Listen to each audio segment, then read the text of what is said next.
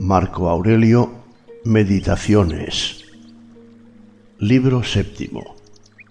1. ¿Qué es la maldad? Es lo que has visto muchas veces. Y a propósito de todo lo que acontece, ten presente que eso es lo que has visto muchas veces. En suma, de arriba a abajo, encontrarás las mismas cosas de las que están llenas las historias, las antiguas, las medias y las contemporáneas, de las cuales están llenas ahora las ciudades y las casas. Nada nuevo, todo es habitual y efímero. 2. Las máximas viven.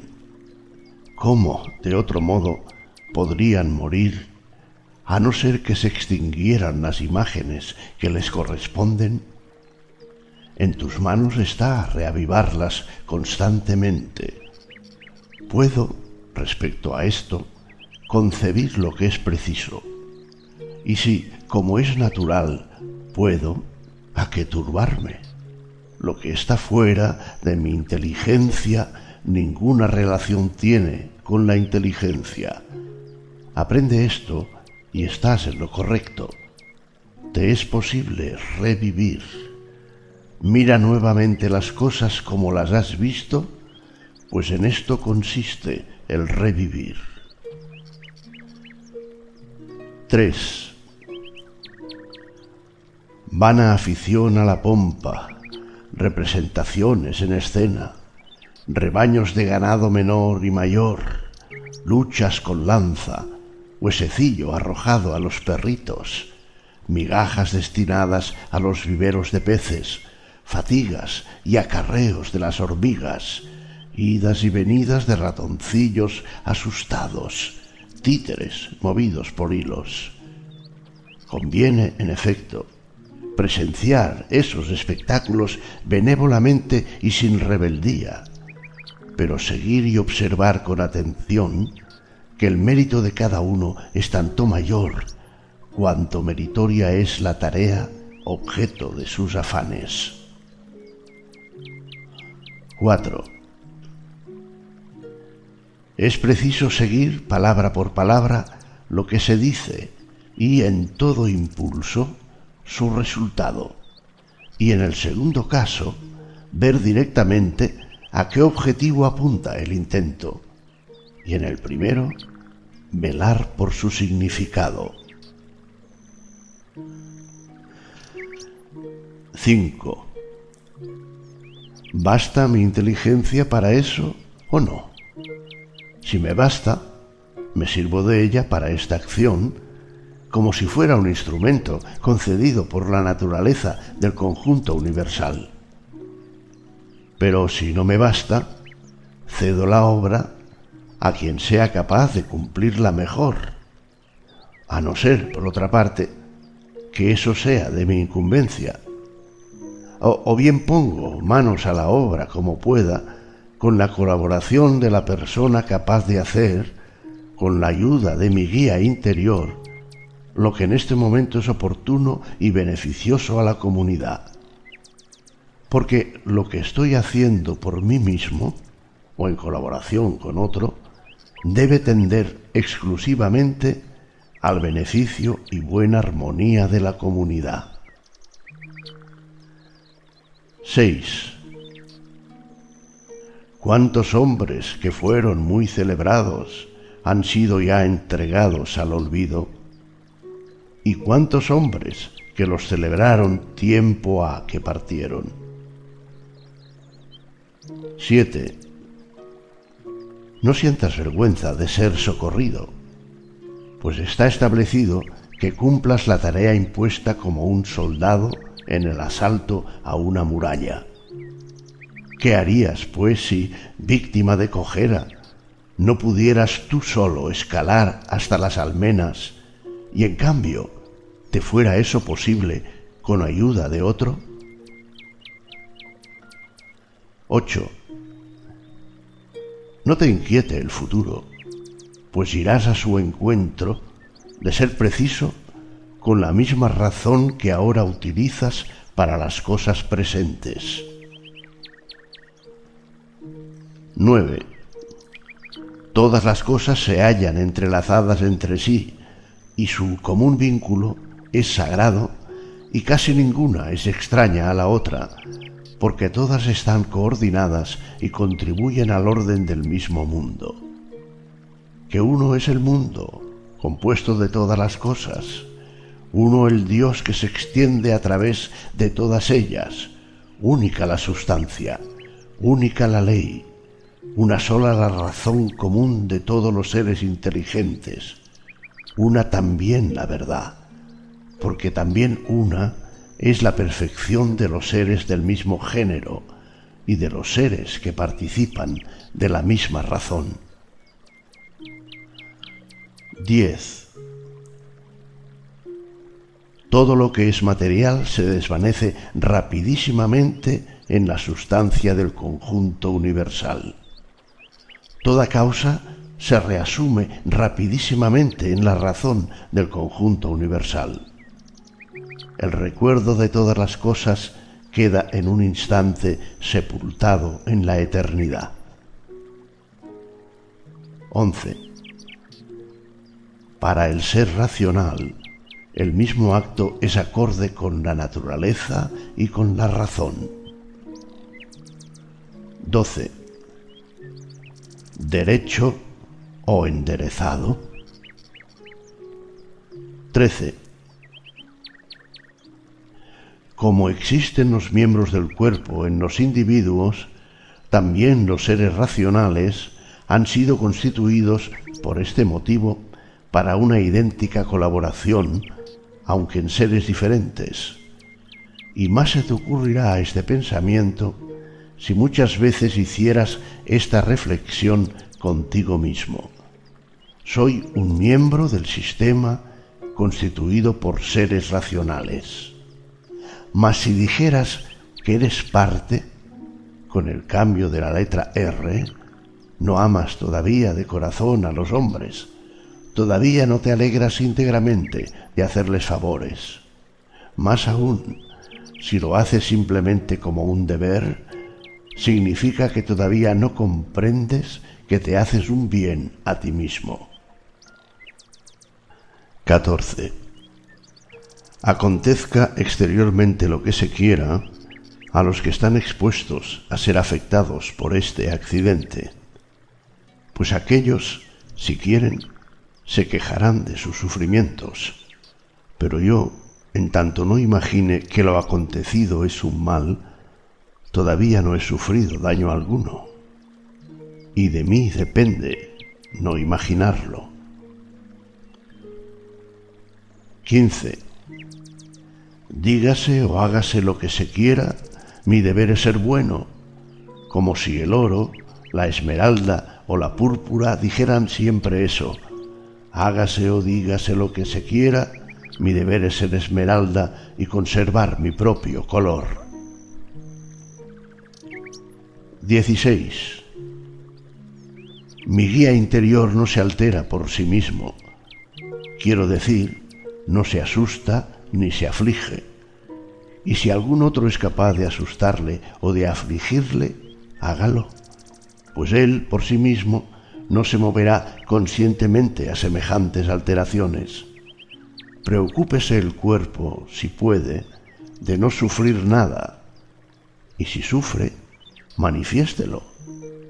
También el espíritu animal que se asusta, que se aflige.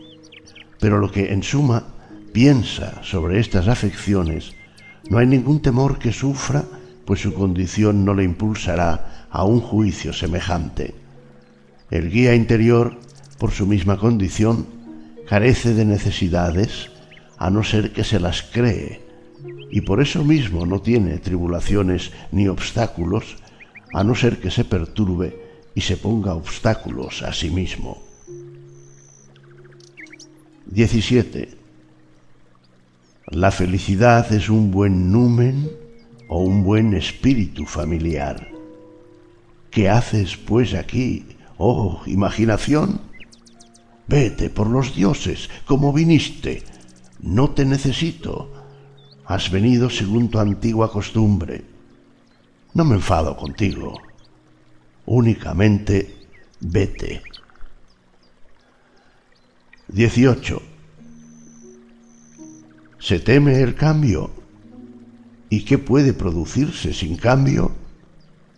¿Existe algo más querido y familiar a la naturaleza del conjunto universal? ¿Podrías tú mismo lavarte con agua caliente si la leña no se transformara? ¿Podrías nutrirte si no se transformaran los alimentos? Y otra cosa cualquiera entre las útiles, ¿podría cumplirse sin transformación? ¿No te das cuenta, pues, de que tu propia transformación es algo similar e igualmente necesaria a la naturaleza del conjunto universal? 19. Por la sustancia del conjunto universal, como a través de un torrente, discurren todos los cuerpos, con naturales y colaboradores del conjunto universal, al igual que nuestros miembros entre sí. ¿A cuántos Crísipos, a cuántos Sócrates, a cuántos Epíctetos absorbió ya el tiempo? Idéntico pensamiento acuda a ti respecto a todo tipo de hombre y a toda cosa. 20. Una sola cosa me inquieta, el temor a que haga algo que mi constitución de hombre no quiere, o de la manera que no quiere, o lo que ahora no quiere. 21. Próximo está tu olvido de todo, próximo también el olvido de todo respecto a ti. 22. Propio del hombre es amar incluso a los que tropiezan, y eso se consigue en cuanto se te ocurra pensar que son tus familiares y que pecan por ignorancia y contra su voluntad, y que dentro de poco ambos estaréis muertos y que, ante todo, no te dañó, puesto que no hizo a tu guía interior peor de lo que eras antes. 23. La naturaleza del conjunto universal, valiéndose de la sustancia del conjunto universal como de una cera, modeló ahora un potro. Después lo fundió y se valió de su materia para formar un arbusto, a continuación un hombrecito y más tarde otra cosa. Y cada uno de estos seres ha subsistido poquísimo tiempo. Pero no es ningún mal para un cofrecillo ser desarmado ni tampoco ser ensamblado. 24. El semblante rencoroso es demasiado contrario a la naturaleza. Cuando se afecta reiteradamente, su belleza muere y finalmente se extingue, de manera que resulta imposible reavivarla.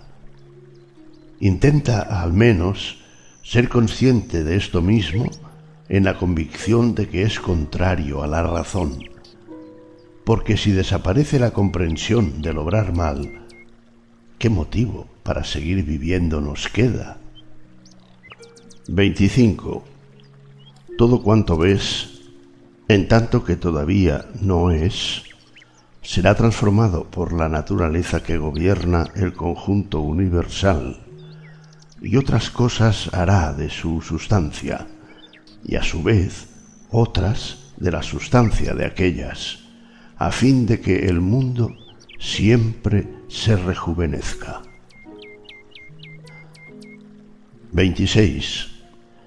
Cada vez que alguien cometa una falta contra ti, medita al punto qué concepto del mal o del bien tenía al cometer dicha falta, porque una vez que hayas examinado eso, tendrás compasión de él y ni te sorprenderás, ni te irritarás con él, ya que comprenderás tú también el mismo concepto del bien que él u otro similar. En consecuencia, es preciso que le perdones, pero aun si no llegas a compartir su concepto del bien y del mal, serás más fácilmente benévolo con su extravío. 27. No imagines las cosas ausentes como ya presentes. Antes bien, selecciona entre las presentes las más favorables, y a la vista de esto, recuerda cómo las buscarías si no estuvieran presentes. Pero al mismo tiempo, ten precaución. No vaya a ser que, por complacerte hasta tal punto en su disfrute, te habitúes a sobreestimarlas, de manera que si alguna vez no estuvieran presentes, pudieras sentirte inquieto. 28. Recógete en ti mismo. El guía interior racional puede, por naturaleza, bastarse a sí mismo practicando la justicia y, según eso mismo, conservando la calma. 29. Borra la imaginación, detén el impulso de marioneta, circunscríbete al momento presente, comprende lo que te sucede a ti o a otro, divide y separa el objeto dado en su aspecto causal y material. Piensa en tu hora postrera. La falta cometida por aquel, déjala allí donde se originó. 30. Coteja el pensamiento con las palabras. Sumerge tu pensamiento en los sucesos y en las causas que los produjeron. 31. Haz resplandecer en ti la sencillez, el pudor y la indiferencia en lo relativo a lo que es intermedio entre la virtud y el vicio. Ama al género humano. Sigue a Dios. Aquel dice: todo es convencional y en realidad solo existen los elementos. Y basta recordar que no todas las cosas son convencionales, sino demasiado pocas. 32. Sobre la muerte, o dispersión, si existen átomos, o extinción o cambio, si existe unidad. 33. Sobre el pesar. Lo que es insoportable mata, lo que se prolonga es tolerable, y la inteligencia, retirándose, conserva su calma y no va en detrimento del guía interior.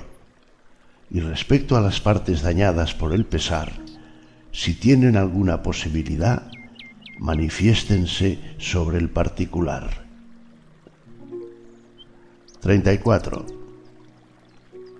Sobre la fama. Examina cuáles son sus pensamientos, qué cosas evitan y cuáles persiguen, y que, al igual que las dunas al amontonarse unas sobre otras ocultan las primeras, así también en la vida los sucesos anteriores son rapidísimamente encubiertos por los posteriores. 35. Y a aquel pensamiento que, lleno de grandeza, alcanza la contemplación de todo tiempo y de toda esencia, ¿crees que le parece gran cosa la vida humana? Imposible, dijo. Entonces, ¿tampoco considerará terrible la muerte un hombre tal? En absoluto. 36. Concierne al rey hacer bien y recibir calumnias. 37. Es vergonzoso que el semblante acate acomodarse y alinearse como ordena la inteligencia y que, en cambio, ella sea incapaz de acomodarse y seguir su línea. 38. No hay que irritarse por las cosas, pues a ellas nada les importa. 39. Ojalá pudieras dar motivos de regocijo a los dioses inmortales y a nosotros. 40. Segar la vida a modo de espiga madura y que uno exista y el otro no. 41. Si los dioses me han olvidado a mí y a mis 2 hijos, también eso tiene su razón. 42. El bien y la justicia están conmigo. 43. No asociarse a sus lamentaciones ni a sus estremecimientos. 44. Mas yo les replicaría con esta justa razón: te equivocas, amigo, si piensas que un hombre debe calcular el riesgo de vivir o morir, incluso siendo insignificante su valía. Y en cambio piensas que no debe examinar, cuando actúa, si son justas o no sus acciones y propias de un hombre bueno o malo. 45. Así es, atenienses, en verdad. Donde quiera que uno se sitúe por considerar que es lo mejor, o en el puesto que sea asignado por el arconte, allí debe, a mi entender, permanecer y correr riesgo, sin tener en cuenta en absoluto ni la muerte ni ninguna otra cosa con preferencia a la infamia. 46. Pero, mi buen amigo, mira si la nobleza y la bondad no serán otra cosa que salvar a los demás y salvarte a ti mismo, porque no debe el hombre que se precie de serlo preocuparse de la duración de la vida. Tampoco debe tener excesivo apego a ella, sino confiar a la divinidad estos cuidados y dar crédito a las mujeres cuando afirman que nadie podría evitar el destino. La obligación que le incumbe es examinar de qué modo, durante el tiempo que vaya a vivir, podrá vivir mejor. 47.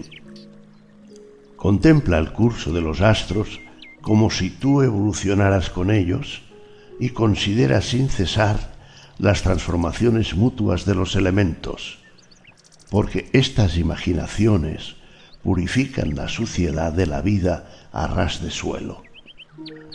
48. Bello el texto de Platón.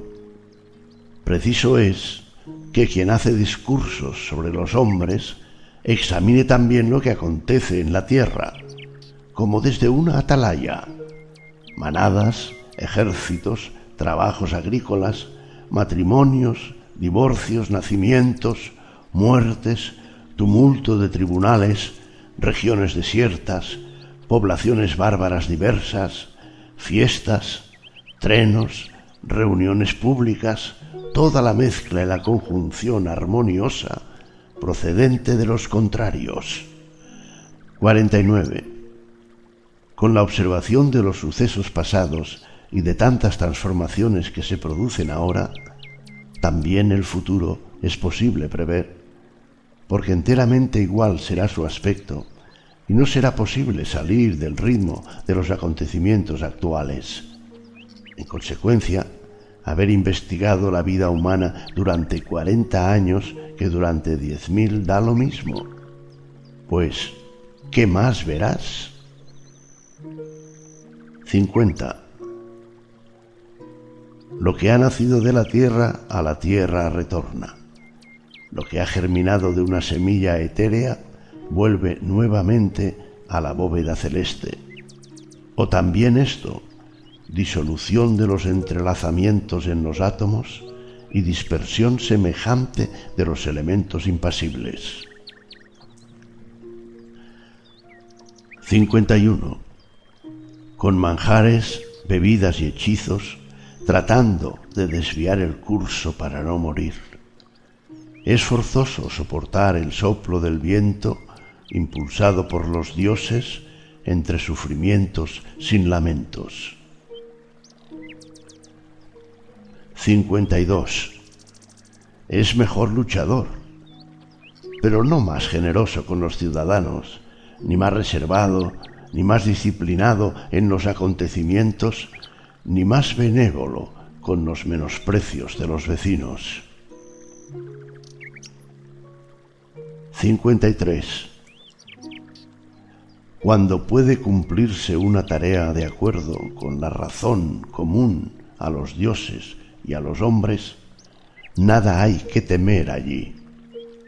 Cuando es posible obtener un beneficio gracias a una actividad bien encauzada y que progresa de acuerdo con su constitución, ningún perjuicio debe sospecharse allí. 54. Por doquier y de continuo, de ti depende estar piadosamente satisfecho con la presente coyuntura, comportarte con justicia con los hombres presentes y poner todo tu arte al servicio de la impresión presente, a fin de que nada se infiltre en ti de manera imperceptible. 55. No pongas tu mirada en guías interiores ajenos, antes bien, dirige tu mirada directamente al punto donde te conduce la naturaleza del conjunto universal por medio de los sucesos que te acontecen y la tuya propia por las obligaciones que te exige. Cada uno debe hacer lo que corresponde a su constitución.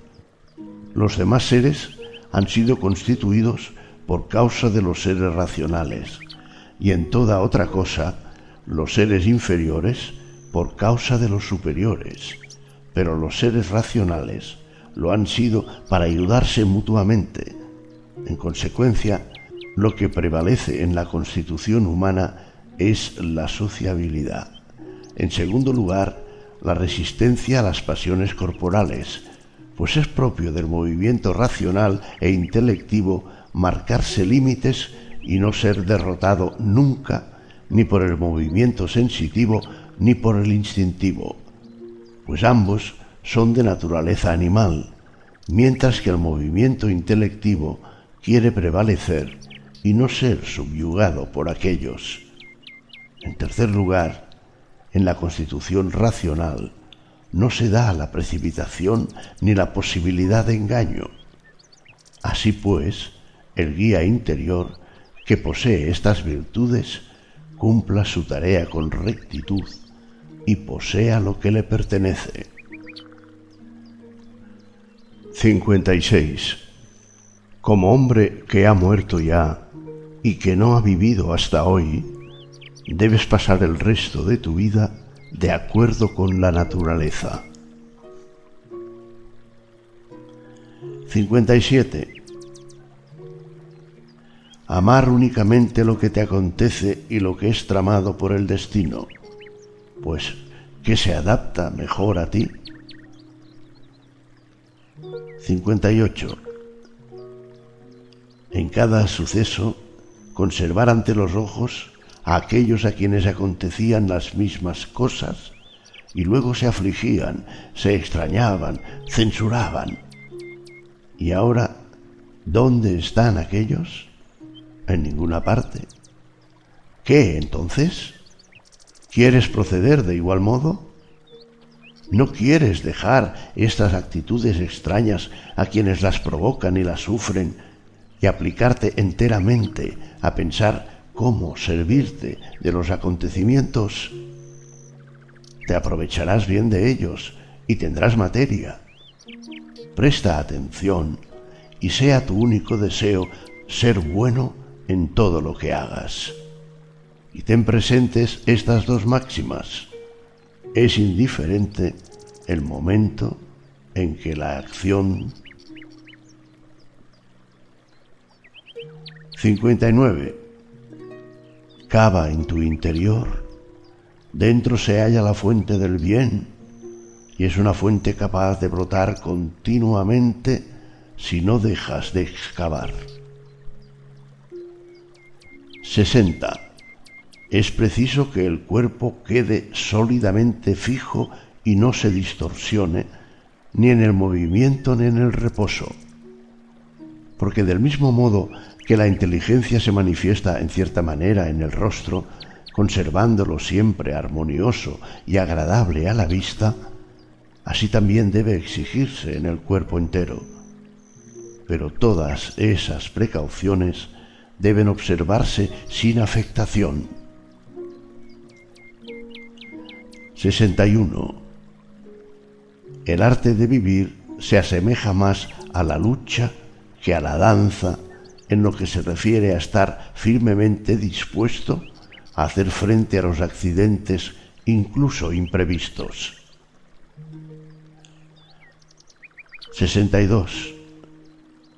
Considera sin interrupción quiénes son esos de los que deseas que aporten su testimonio y qué guías interiores tienen, pues ni censurarás a los que tropiezan involuntariamente, ni tendrás necesidad de su testimonio si diriges tu mirada a las fuentes de sus opiniones y de sus instintos. 63. Toda alma, afirman, se ve privada contra su voluntad de la verdad. Igualmente también de la justicia, de la prudencia, de la benevolencia y de toda virtud semejante. Y es muy necesario tenerlo presente en todo momento, pues serás más condescendiente con todos. 64. En cualquier caso de pesar, acuda a ti esta reflexión. No es indecoroso ni tampoco deteriorará la inteligencia que me gobierna, pues no la destruye, ni en tanto que es racional, ni en tanto que es social. En los mayores pesares, sin embargo, válgate de ayuda la máxima de Epicuro. Ni es insoportable el pesar, ni eterno, si recuerdas sus límites y no imaginas más de la cuenta. Recuerda también que muchas cosas que son lo mismo que el pesar nos molestan y no nos damos cuenta. Así, por ejemplo, la somnolencia, el calor exagerado, la inapetencia. Luego, siempre que te disgustes con alguna de esas cosas, di para contigo: cedes al pesar.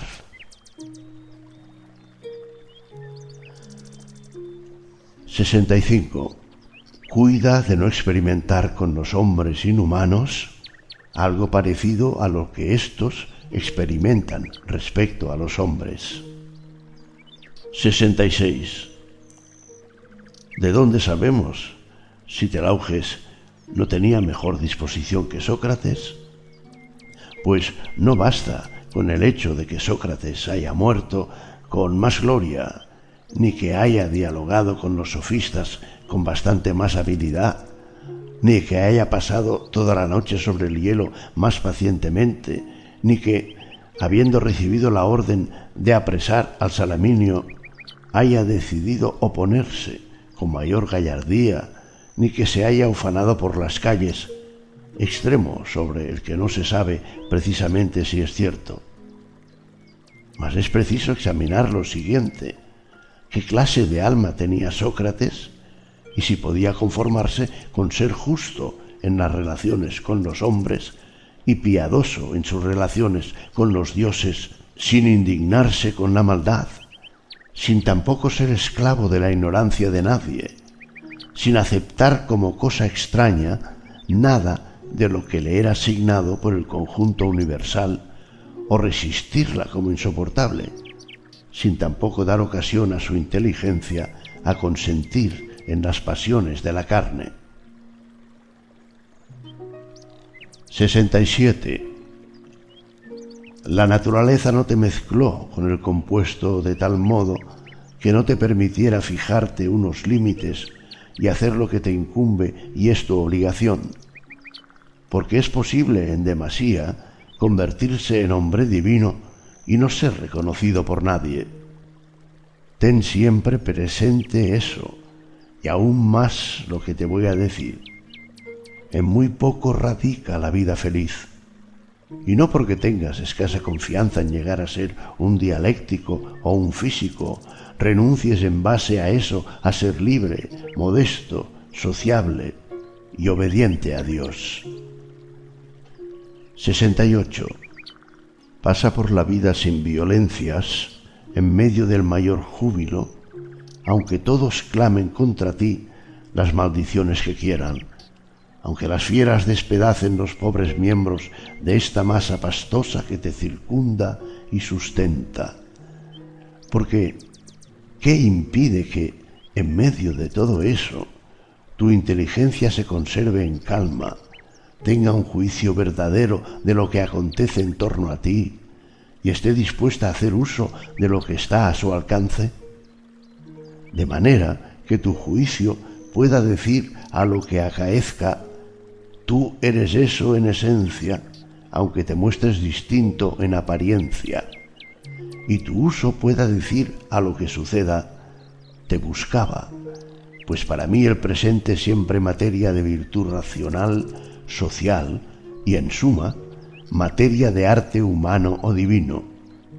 Porque todo lo que acontece se hace familiar a Dios o al hombre, y ni es nuevo ni es difícil de manejar, sino conocido y fácil de manejar. 69. La perfección moral consiste en esto: en pasar cada día como si fuera el último, sin convulsiones, sin entorpecimientos, sin hipocresías. 70.